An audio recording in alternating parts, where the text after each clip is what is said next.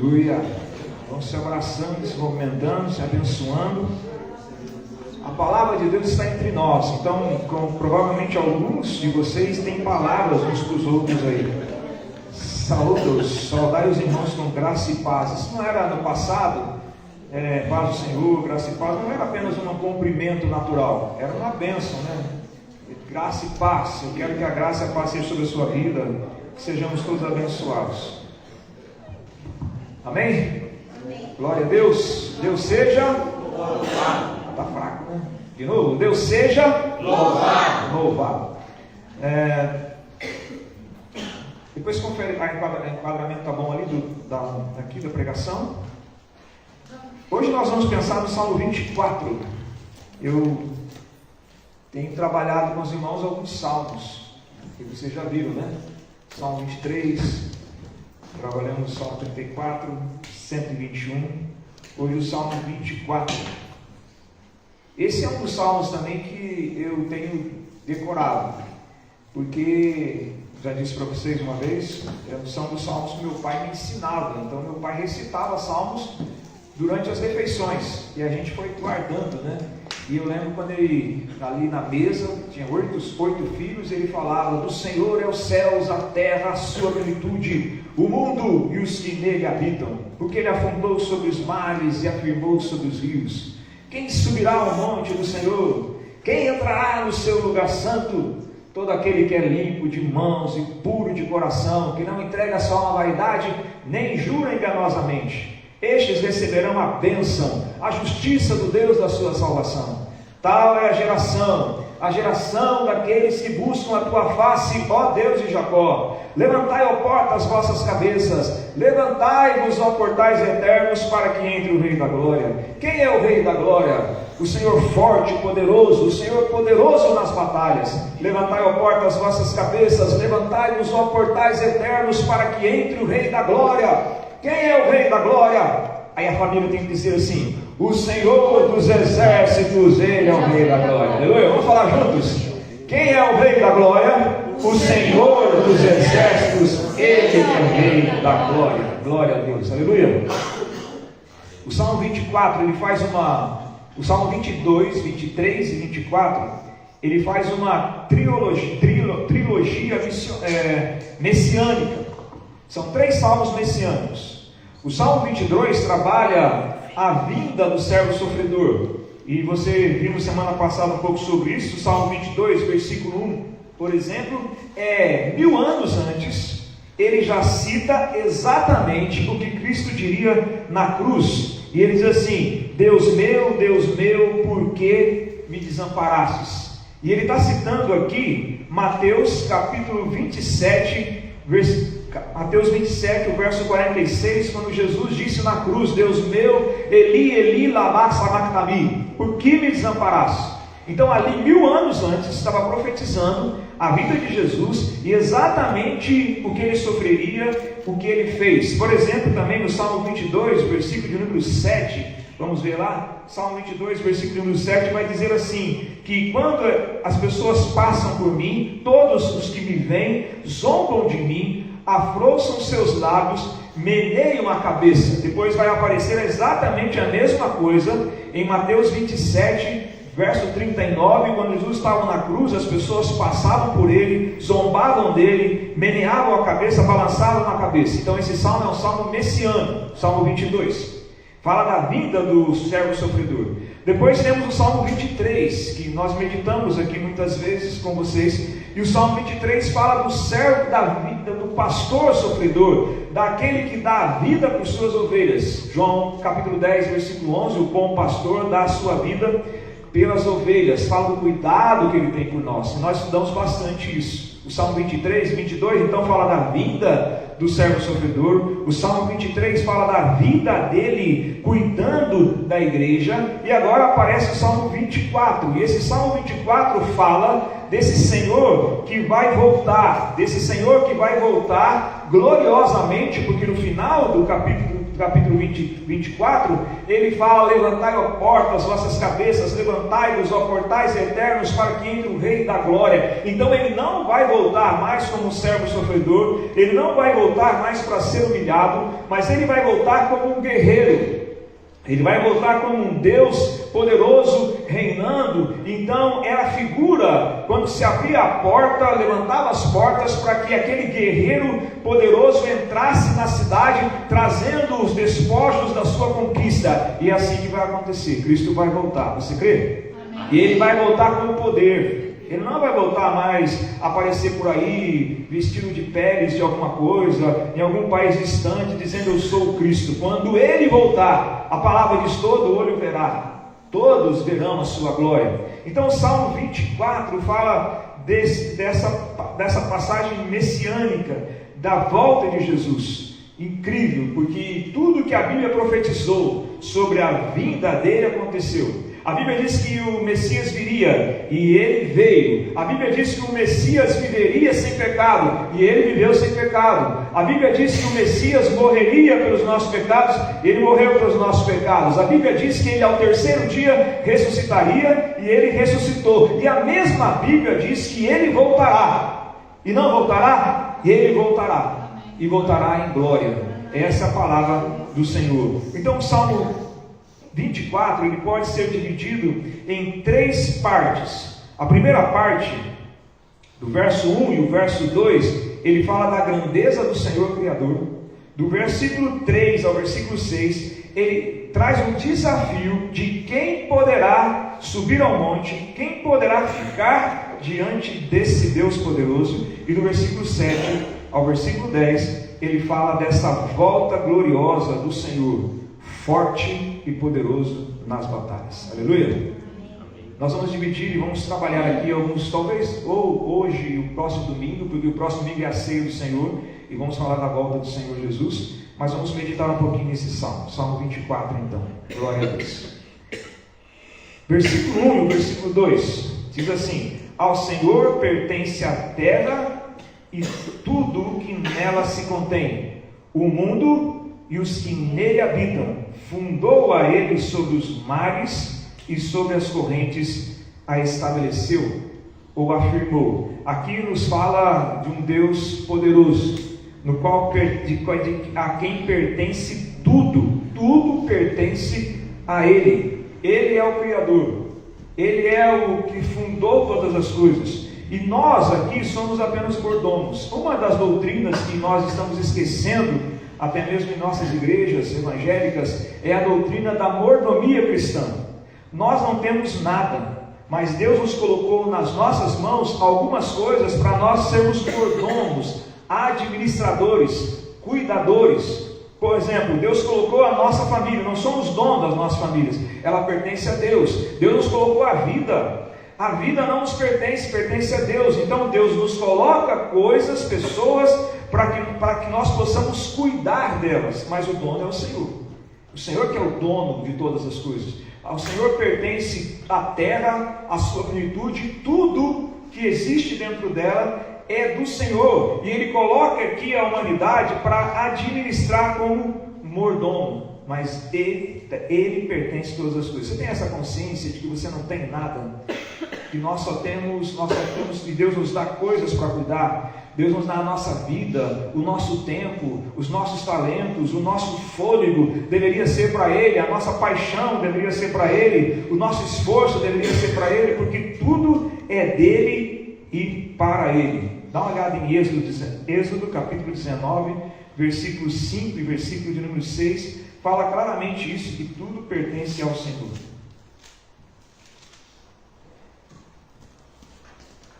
Amém?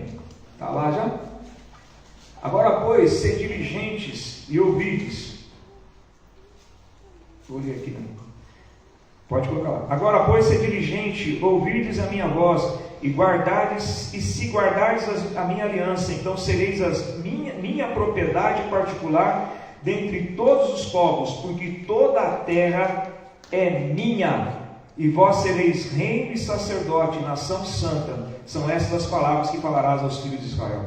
O texto está dizendo que tudo é dele, mas dentre tudo que existe, Deus tem um povo só dele, um povo particular, um povo separado para a sua glória. É o mesmo conceito que aparece em 1 Coríntios, vamos ver lá, 1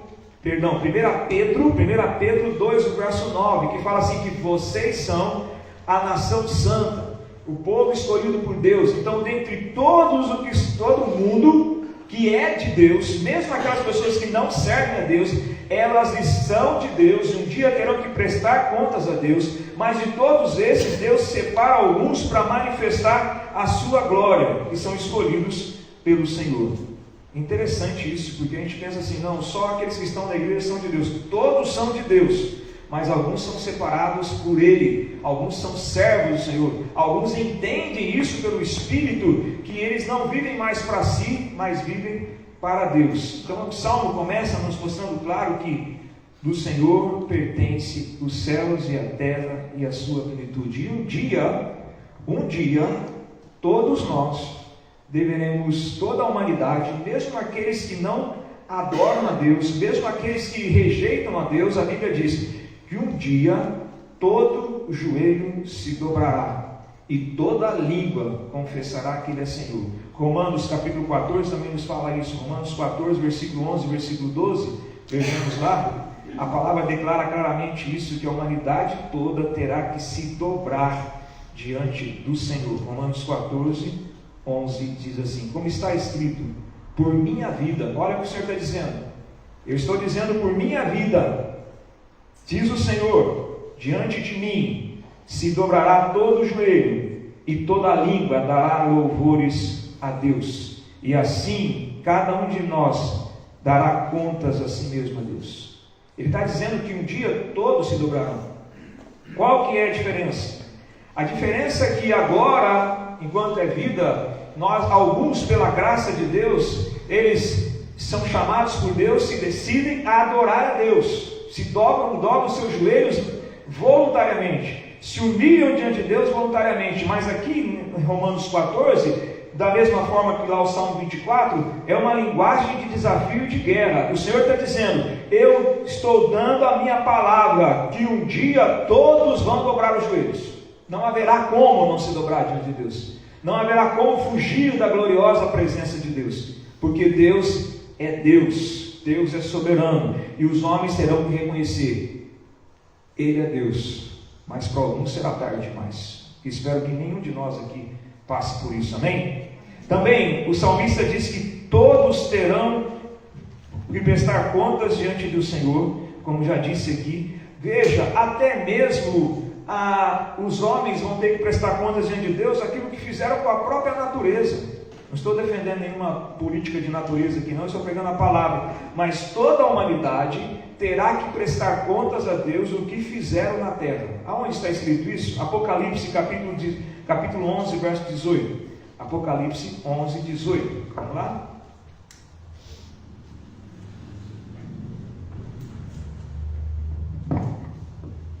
Apocalipse 11, 18. Ele fala assim: na verdade as nações se enfureceram, chegou porém a tua ira e o tempo determinado para serem julgados os mortos, para dar o galardão aos teus servos, os profetas, aos santos, aos que temem o teu nome, tanto os pequenos como os grandes, e para destruíres os que destroem a terra. Forte esse texto, né? Mas é uma bênção também, porque diz que ele vai trazer, olha, galardão aos servos deles, aos profetas, aos santos, os que temem o nome do Senhor, tanto pequenos como grandes, mas ele também vai trazer, vai destruir os que destroem a terra. É julgamento de Deus, é juízo de Deus. Hoje em dia as pessoas não gostam de falar isso na igreja, né? Negócio meio pesado, logo domingo, tão cansado. Mas é graça de Deus, porque você, pela obra de Cristo, escapou desse juízo severo de Deus.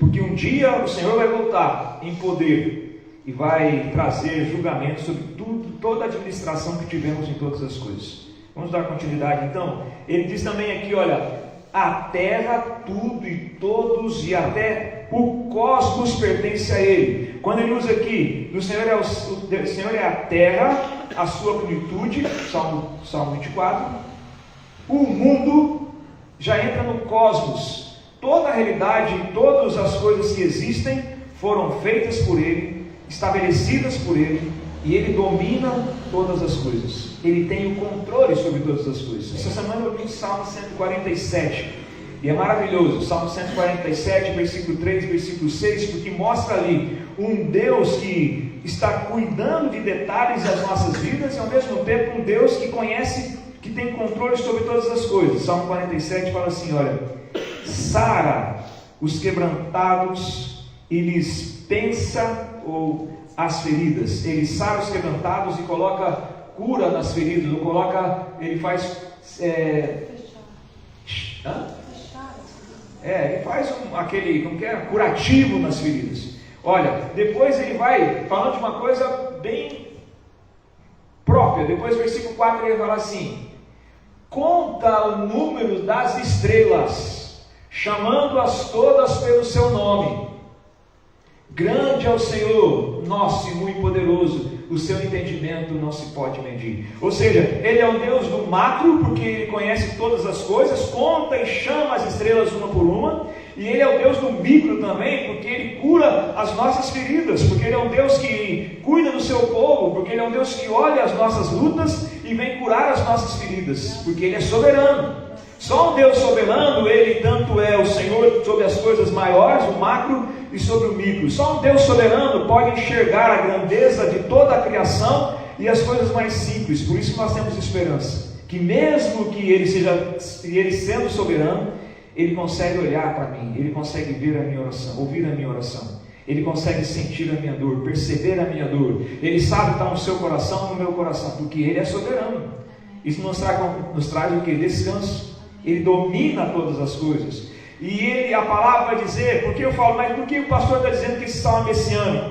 Porque Cristo Jesus é o nosso Senhor, porque Cristo estava juntamente com Deus, e sem Cristo nada do que foi feito se fez. Ele estava no princípio com Deus, todas as coisas foram feitas por intermédio dele. João capítulo 1, versículo de 1 ao versículo 4 vai dizer isso. No princípio era o verbo, e o verbo estava com Deus, e o verbo era Deus. Ele estava no princípio com Deus, e todas as coisas foram feitas por intermédio dele, e sem ele nada do que foi feito se fez. Tudo foi feito pela palavra, e a palavra é Cristo, porque a palavra é o verbo, é o Logos eterno de Deus, e Deus criou tudo por sua palavra. Disse Deus: haja luz, e houve luz. Deus criou as coisas pela sua palavra, e Cristo é o verbo de Deus, a palavra viva de Deus encarnada. João 1,14 nos fala o quê? E o verbo se fez carne e habitou entre nós, cheio de glória, de graça e de verdade. Ou seja, veja, o Senhor criou todas as coisas pela palavra, e é Cristo que está no controle de todas as coisas. Quando ele diz lá no Salmo 24, então, Ele criou todas as coisas, voltando ao Salmo 24, versículo 2, e Ele estabeleceu todas as coisas sobre as águas, fundou Ele sobre os mares e sobre as correntes, a estabeleceu. A palavra lá, 2 ainda, a palavra lá estabeleceu, Ele firmou. É interessante essa linguagem poética, porque Ele firmou alguma coisa nas águas. E vocês sabiam que nós estamos envoltos em águas? Aqui debaixo de nós, e esses cientistas já dizem, existem oceanos maiores do que a gente imagina. Debaixo da Amazônia dizem que existem oceanos maiores que os oceanos. O mundo está cheio, tem águas embaixo. Nós temos águas entre nós por causa dos rios e dos mares. Nós temos água à nossa volta por causa das geleiras. Nós temos águas, e alguns cientistas dizem que nós temos águas acima de nós. Então Deus, no meio das águas, Ele estabelece a terra. Isso confirma Gênesis capítulo 1. Gênesis capítulo 1, versículo 2, que fala que no princípio criou Deus os céus e a terra era sem forma e vazia, e o Espírito do Senhor pairava onde? Sobre a face das águas. Ou seja, não havia nada, águas, e Deus firmou a terra, estabeleceu a terra. É Ele que mantém a terra. Ele não é só o Criador, mas Ele é o sustentador, Ele é aquele que mantém as coisas no seu lugar, pelo seu poder. É Ele que estabelece as coisas. Vamos ver a palavra tremenda de Colossenses, e vamos declarar bastante a palavra durante as pregações. Colossenses capítulo 1, versículo 15 e 17. Colossenses 1, 15 e 17. Olha que palavra maravilhosa o Senhor nos diz. Colossenses 1. Ele é a imagem do Deus invisível, falando de quem? Cristo. O primogênito de toda a criação, pois nele foram criadas todas as coisas, nos céus e sobre a terra, as visíveis e as invisíveis, sejam tronos, sejam soberanias, quer principados, quer potestades, tudo foi criado por meio dele e para ele. Ele é antes de todas as coisas, e nele tudo subsiste. Olha essa palavra, subsiste. Só Deus existe por ele mesmo. Todas as outras coisas dependem de Deus para existir. Só um que tem vida própria é o Senhor, o nosso Senhor Jesus Cristo, que Deus deu a ele a vida. Ele tem vida e ele compartilha a vida. Nós só subsistimos, nós não existimos, porque de uma hora para outra podemos parar de existir, mas Deus existe e todas as coisas subsistem, são sustentadas debaixo da sua existência, porque se Deus não existisse, nada existiria. Olha só que coisa maravilhosa, ele estabeleceu. Então o salmista vai contando, irmãos, aqui falando dessa glória e falando dessa majestade desse Deus que criou as coisas, que estabeleceu as coisas, que fundou todas as coisas, que mantém todas as coisas. Então ele está numa linguagem poética construindo uma imagem. Imagina você, ele falando dessa grandeza desse Deus, e aí no versículo 3 ele vai dizer: quem subirá ao monte do Senhor? Quem permanecerá no seu lugar santo? Está entendendo? Imagina você se de repente, e claro, aqui uma autoridade muito grande, ou um rei poderoso, sei lá, alguém entrasse aqui, ou você tivesse que comparecer aí no Palácio do Planalto, né? Tudo bem, né? Se tivesse que ir no Palácio do Planalto ver o presidente, você já tremeria. Quando vai ver um juiz, já treme. Quem já foi diante do juiz? Já treme. E aqui o salmista está construindo a imagem desse Deus poderoso, e aí vem a segunda parte: quem subirá ao monte do Senhor? É uma pergunta que é um desafio. Veja que ele podia falar, subirá ao monte do Senhor, ele fala, quem? Aqui a linguagem também poética, a linguagem que desafia, e Davi escreveu esse salmos 1000 anos antes de Jesus, e ele vai dizer assim: quem poderá subir ao monte? Provavelmente Davi estava se lembrando de duas figuras. A primeira figura é a figura do monte da lei, do monte Sinai, e a segunda figura é a figura do Santo dos Santos e da arca. A primeira figura fala daquele monte santo. O que aconteceu quando o povo de Israel foi subir o monte, para receber a lei? O que acontecia no monte aconteceu no monte Sinai? Vamos dar uma olhada, Êxodo capítulo 19. Êxodo capítulo 19, olha que coisa tremenda. Êxodo 19, vamos ler alguns versos apenas. Vou ler com vocês o verso 16 até o verso 21. Êxodo 19, 16 a 21 diz assim, olha: ao amanhecer, ao terceiro dia, quando o povo estava chegando para receber a lei, os 10 mandamentos, ao amanhecer, ao terceiro dia, houve trovões, relâmpagos, e uma extensa nuvem sobre o monte, e muito forte clangor de trombeta, de maneira que todo o povo que estava no arraial se estremeceu. E Moisés levou o povo para fora do arraial ao encontro de Deus, e puseram-se ao pé do monte. Todo o monte Sinai fumegava, porque o Senhor descera sobre ele em fogo, e a sua fumaça subiu como fumaça de uma fornalha, e todo o monte tremia grandemente, e o clangor da trombeta aumentava cada vez mais. Moisés falava e Deus lhe respondia: Descendo o Senhor para o cimo do monte Sinai, chamou o Senhor a Moisés para o cimo do monte. Moisés subiu, e o Senhor disse a Moisés: desce, adverte o povo. E aí vai descrevendo essa grandeza. Agora você vai para o capítulo 20 aqui de Êxodo, capítulo 20, a partir do versículo 19, versículo 18. Todo o povo presenciou os trovões. Então o povo está lá e começa a presenciar. Imagina você lá, se aqui de repente nosso meio aqui começasse a aparecer trovões, fogo, glória, imagina, se não tremeria. E de repente o povo fica assustado, e assim, todo o povo presenciou os trovões, o relâmpago, o clamor da trombeta, o monte fumegava, e o povo observando se estremeceu, ficou de longe. Disseram a Moisés: fala-nos tu e te ouviremos, porém não fale Deus conosco, para que não morramos. A glória era tão grande que o povo disse: não, Moisés, nós não queremos ouvir Deus, nós queremos ouvir você, fala você conosco.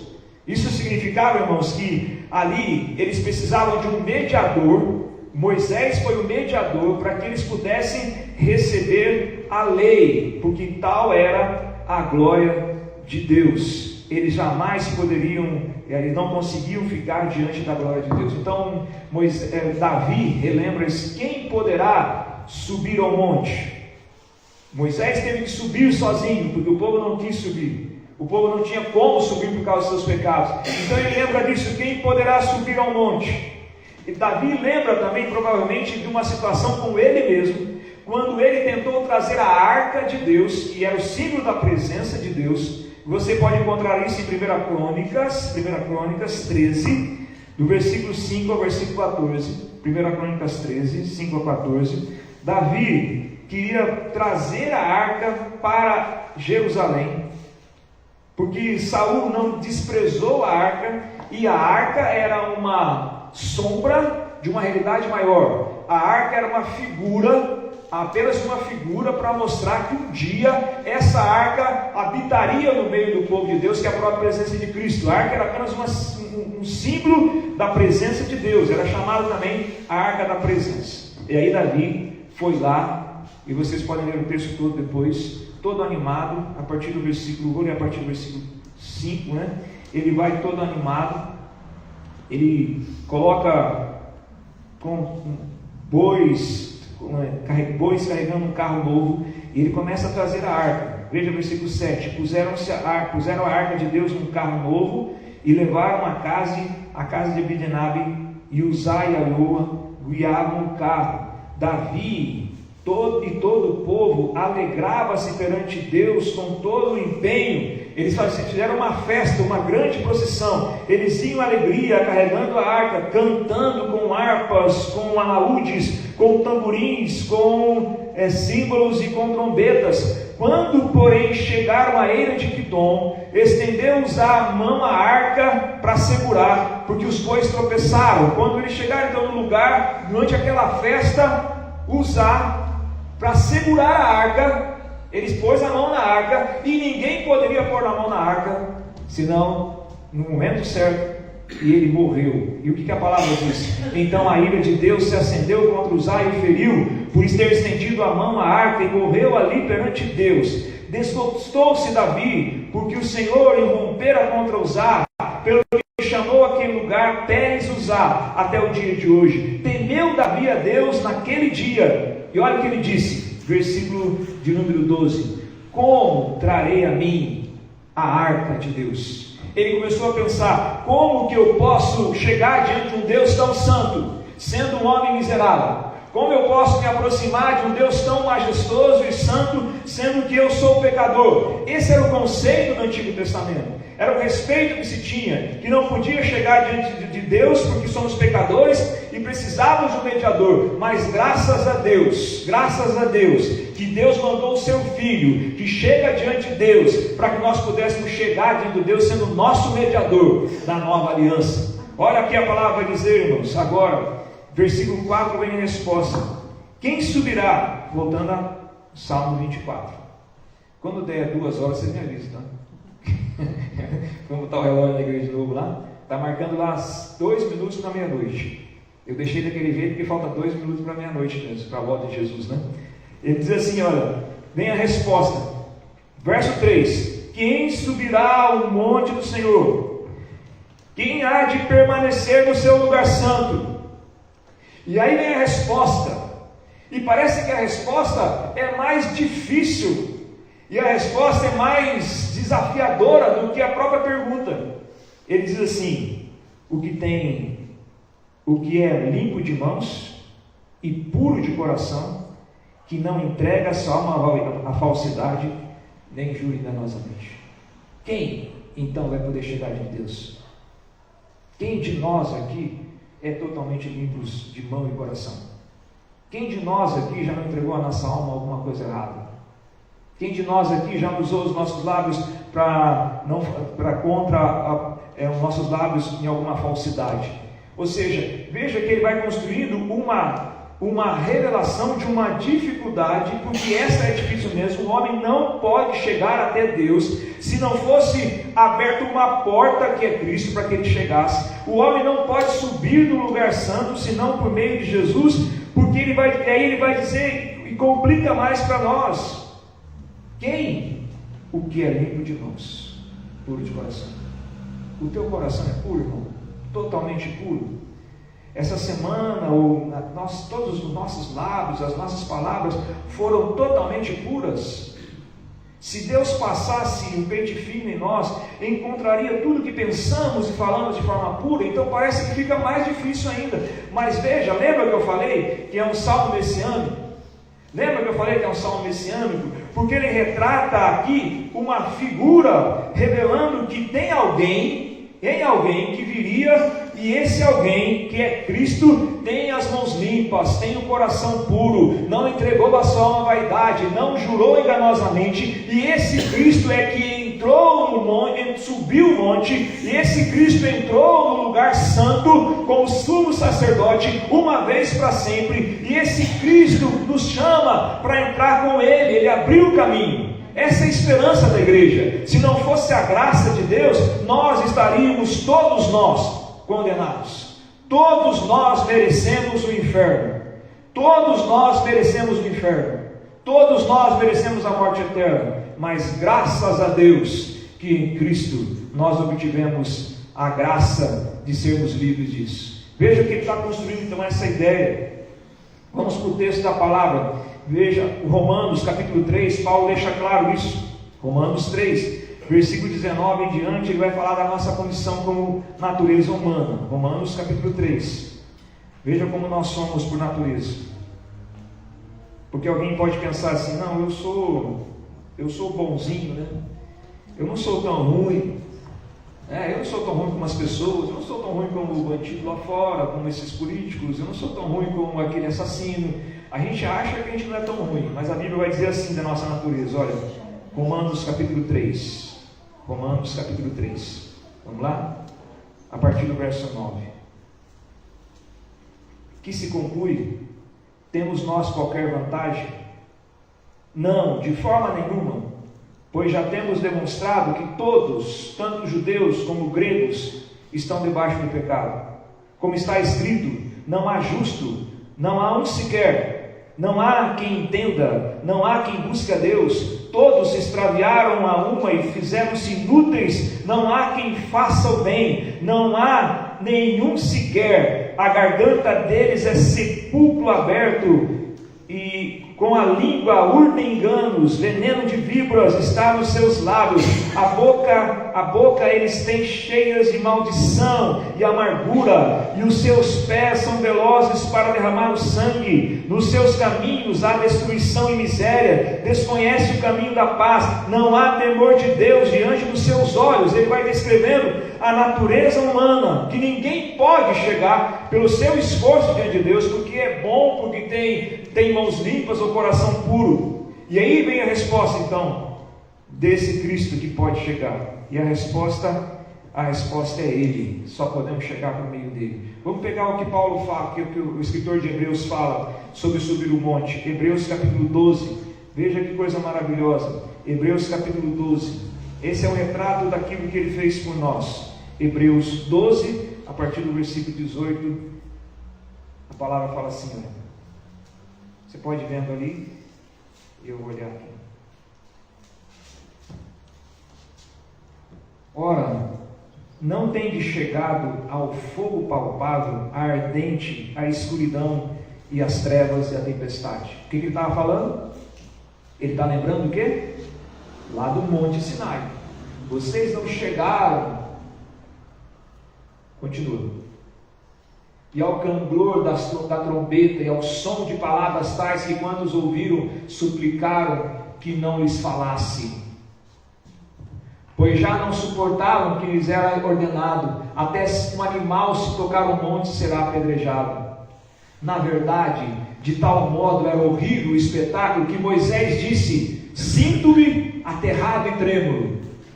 Mas tendes, olha que maravilha, irmãos, aonde a igreja chegou, mas tendes chegado ao Monte Sião, a cidade do Deus vivo, a Jerusalém celestial, as incontáveis hostes de anjos, a universal assembleia, a igreja dos primogênitos arrolados nos céus, e a Deus, o juiz de todos, e aos espíritos justos aperfeiçoados, e a Jesus, o mediador da nova aliança, e ao sangue da aspersão, que fala coisas superiores ao que fala o próprio Abel, aleluia.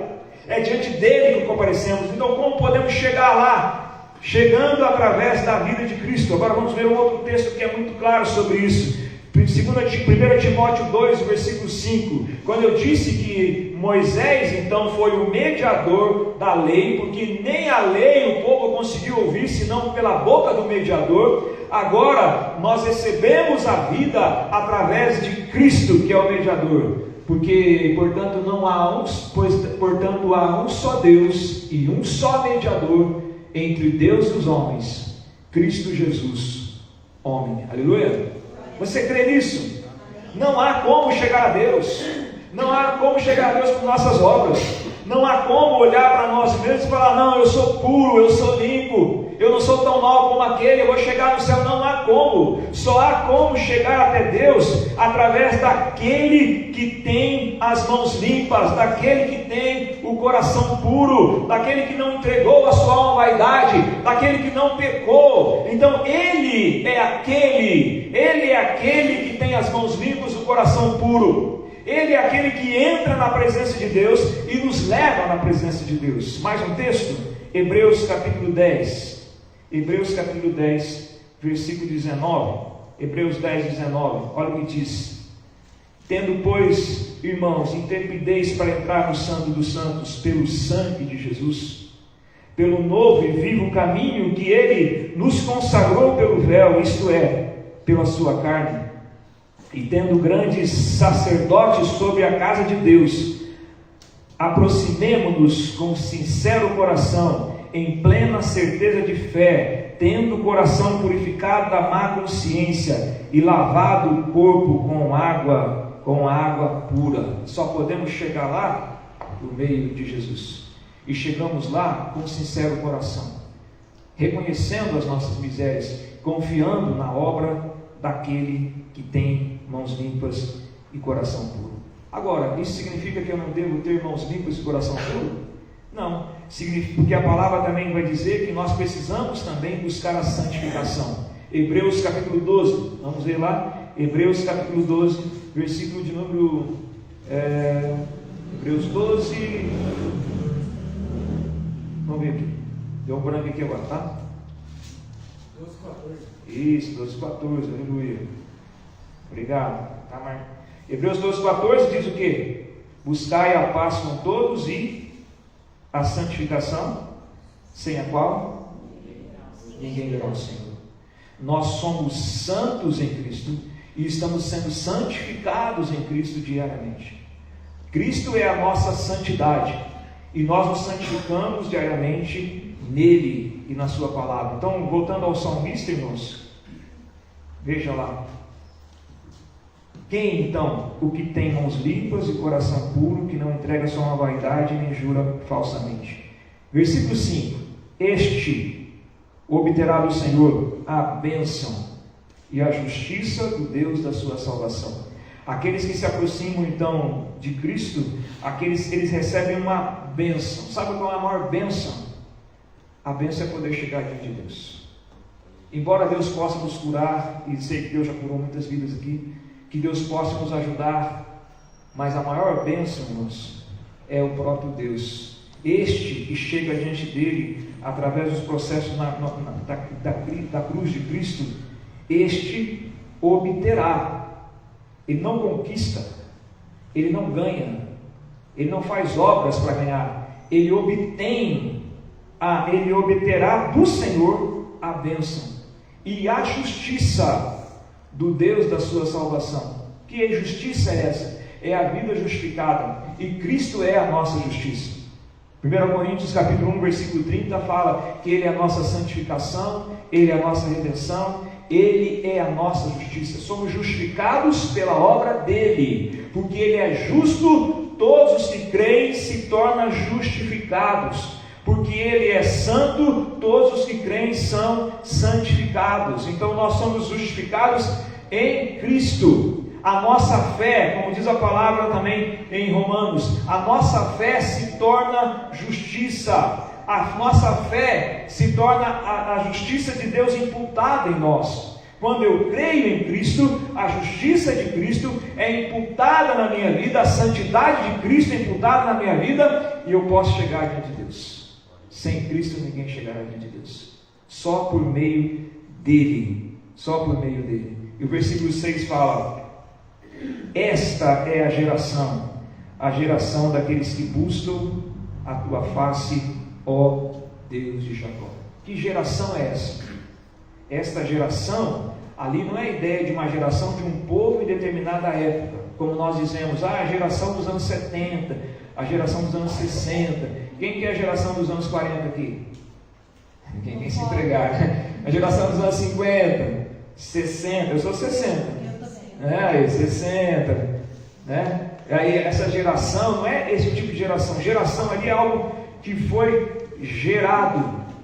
A geração, um povo que foi gerado, um grupo que foi gerado, que nasceu, gerado de novo. Esta geração, que é a geração que foi regenerada em Cristo, que nasceu de novo, que não nasceu da carne, nem do sangue, nem da vontade do homem, mas nasceu do Espírito. Esta geração que não nasceu de uma semente corruptível, mas de uma semente incorruptível, que recebe o DNA de Cristo, a vida de Cristo. Esta geração buscará a face do Deus de Jacó. Esta geração poderá comparecer diante de Deus, a geração daqueles que nasceram de novo.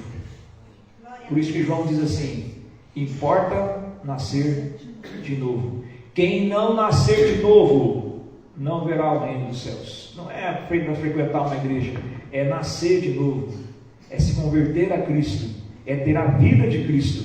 Esta é a geração daqueles que buscam a tua face, ó Deus de Jacó. Quem pode buscar a face do Deus de Jacó? É a geração que obteve a bênção, que obteve a justiça, que recebeu o coração limpos e as mãos puras, que podem chegar diante de Deus. Aleluia. Semana que vem continuaremos com a volta de Jesus.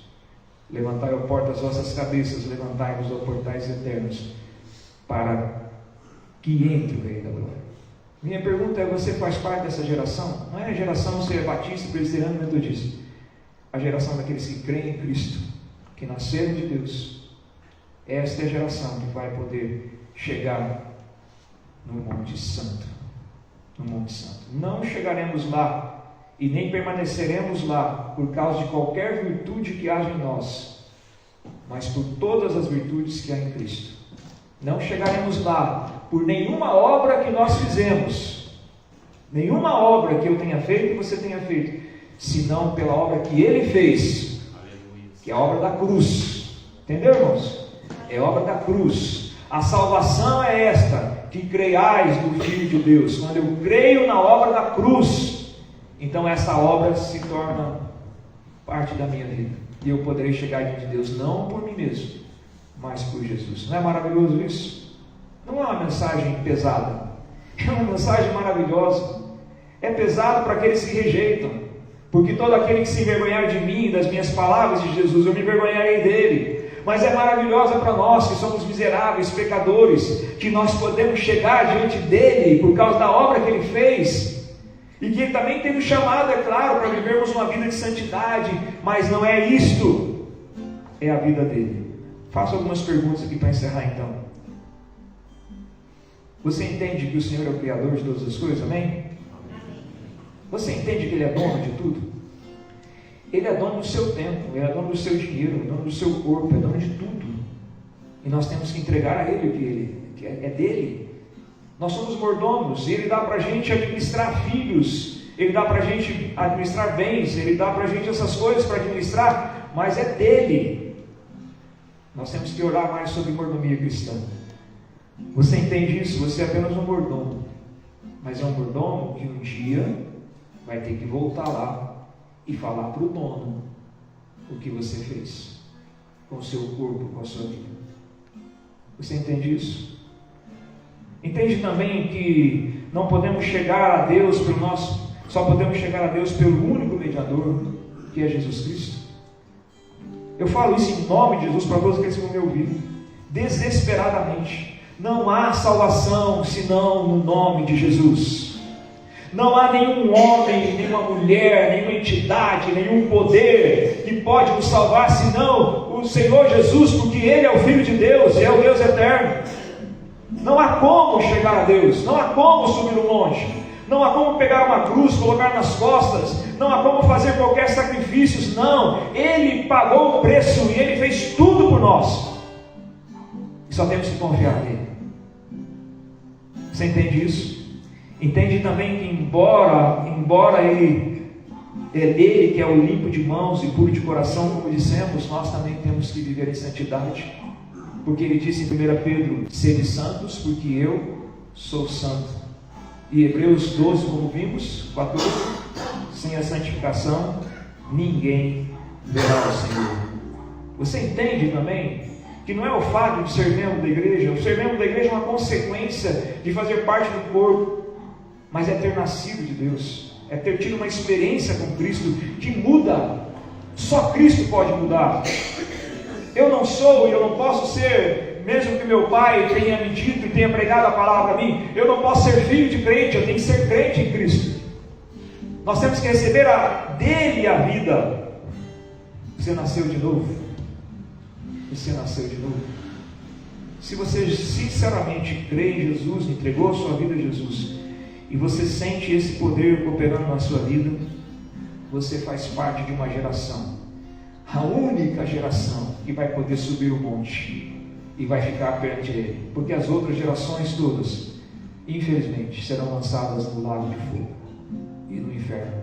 Por mais difícil que é dizer isso hoje, no meio do mundo que vivemos, que as pessoas ficam horrorizadas com isso. A verdade é, quem crê está salvo, e quem não crê está condenado. Que Deus tenha misericórdia de você e de todos nós. Aleluia. Te louvamos, Senhor. Começa a louvar o Senhor, e começa a pedir ao Senhor também, esse Deus todo-poderoso, que você vai subir esse monte, que você vai permanecer diante dele, não pelas suas obras, mas pela obra daquele que é limpo de mãos e puro de coração, porque Ele é perfeito, e Ele nos deu essa bênção também. A maior bênção, irmãos, começa a celebrar no seu coração. A maior bênção é poder falar com o Senhor, a maior bênção é poder servi-lo, adorá-lo, a maior bênção é saber que quando morrermos estaremos diante dele. Não há nada que pague isso. Não há nenhum pecado nessa terra, não há nenhuma sedução dessa terra que seja maior e mais maravilhosa do que saber que viveremos com Ele para sempre, que subiremos ao monte e permaneceremos, porque alguns ficarão diante dele, mas não permanecerão, porque Ele vai dizer: apartai-vos de mim, maldito, que eu não te conheço. Mas estamos com Cristo, Ele nos vê em Cristo e nos receberá nos seus braços. Aleluia. Comece a orar ao Senhor e faça uma reflexão nesse momento.